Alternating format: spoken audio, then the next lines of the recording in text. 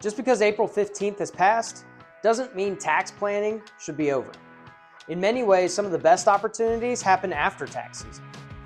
The right strategy can improve cash flow today, reduce taxes over time, and create more flexibility later. Here are 4 of the most common opportunities that I run into that save my clients money.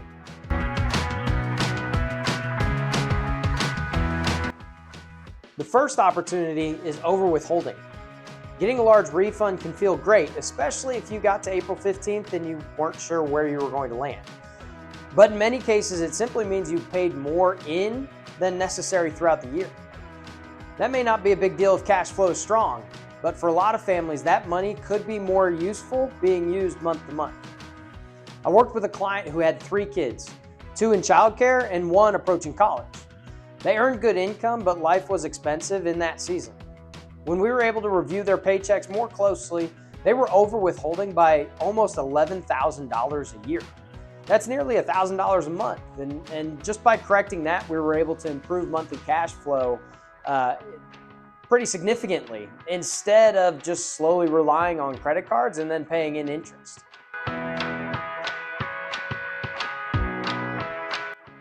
The second opportunity is withdrawal planning. This is simply deciding where your income should be coming from when you're withdrawing from a portfolio.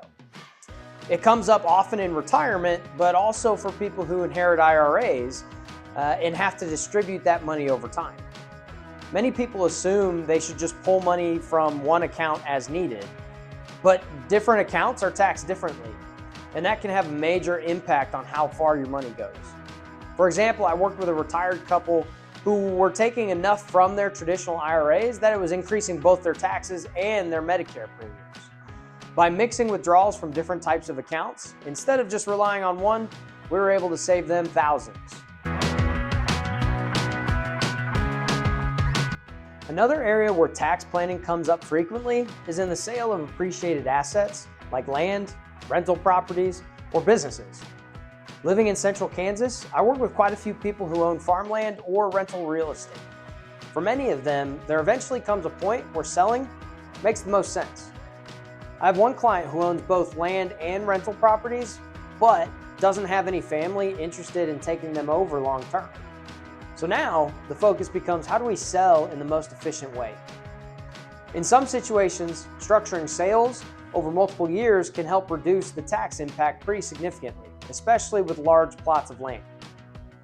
And with real estate specifically, people also have to think about depreciation recapture, which can create a larger tax bill than expected if there isn't a plan in place ahead of time.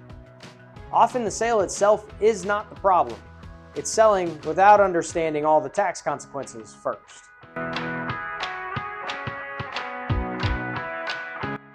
Building future tax flexibility is one of my absolute biggest passions. This is about creating options for later by saving in different types of accounts now, because not all retirement dollars are taxed in the same way. For example, 2 couples may both need $150,000 per year in retirement.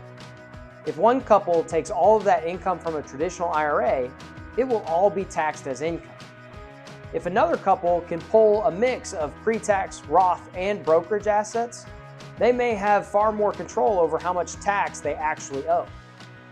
This allows the second couple not only to capitalize on using the standard deduction, but also using the 0% long-term gains bracket and cashing in on tax-free money from Roth assets to finish it off.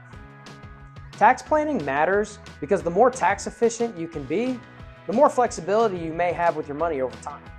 In some cases, that can improve cash flow today. In others, it can reduce taxes later and potentially help your retirement savings go further. And many of the best opportunities don't begin once you retire, they begin years earlier through the decisions you make while you're still working. If you're trying to make the most of what you're building, tax planning is worth paying attention to. Because if you're going to spend decades building wealth, you may as well do it in a way where you can keep as much of it as possible.